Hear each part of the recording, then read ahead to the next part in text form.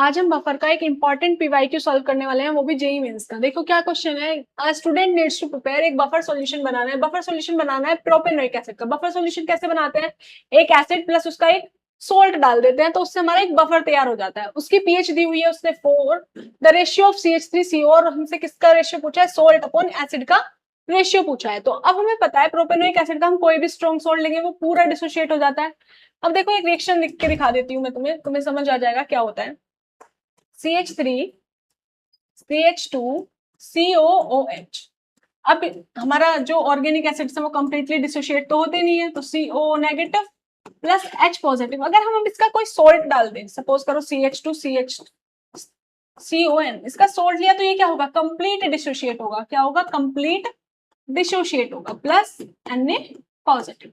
अब हमें पता है अगर मुझे क्या लिखना हो, इसकी कॉन्सेंट्रेशन लिखनी हो, Ka लिखना हो, तो Ka में हम क्या लिखेंगे भाई, प्रोडक्ट की कंसेंट्रेशन अपॉन रिएक्टेंट की कंसेंट्रेशन। और रिएक्टेंट की कंसेंट्रेशन क्या है, हमारा प्रोपेनोइक एसिड। अब ये जो कंसेंट्रेशन है ये कौन सी होगी, सोल्ट वाली, क्योंकि ये ज्यादा डिसोशिएट होगा और कॉमन आयन इफेक्ट की वजह से ये वापस बैकवर्ड जाने लगेगी रिएक्शन। ठीक है, तो अब हम इसमें यूज करते हैं हेंडरसन हेजलबर्ग इक्वेशन। के को जब लिखते हैं ये इसी फॉर्म में आएगी, वो पीएच किसके बराबर आ जाएगी, H पॉजिटिव की concentration pH equals to pK plus log salt upon acid. तो pH कितनी गिवन है, हमें 4 गिवन है। pK देखो Ka दिया है, तो हमें कैसे निकालेंगे, pK माइनस के log Ka। मैंने सॉल्व किया हुआ है माइनस log 1.3 इंटू 10 की पावर माइनस 5। अब log में हम माइनस लेंगे तो माइनस माइनस क्या हो जाएगा, प्लस 5 माइनस log 1.3। हमने सॉल्व किया 4.89, क्या आया 4.89 plus log salt bye acid. Salt हमें पता ही है यहाँ पे क्या है हमारा, अभी हम रखेंगे नीचे। इसे सॉल्व करेंगे तो क्या आ जाएगा 0.89 माइनस में, क्योंकि ज्यादा में से कम को माइनस किया है।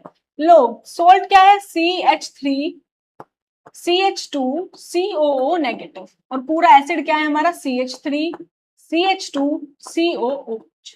इन दोनों का रेशियो हमें निकालना है। तो अब ये जो लोग है ये हमारी कहाँ चली जाएगी, 10 की पावर माइनस 0.89, और हमारा क्या निकल जाएगा CH3 CH2 CO negative CH3 CH2 COH। क्या हम इसे कैलकुलेट कर सकते हैं, हाँ इसे हम कैलकुलेट करेंगे तो 0.13 हमारा आंसर आएगा।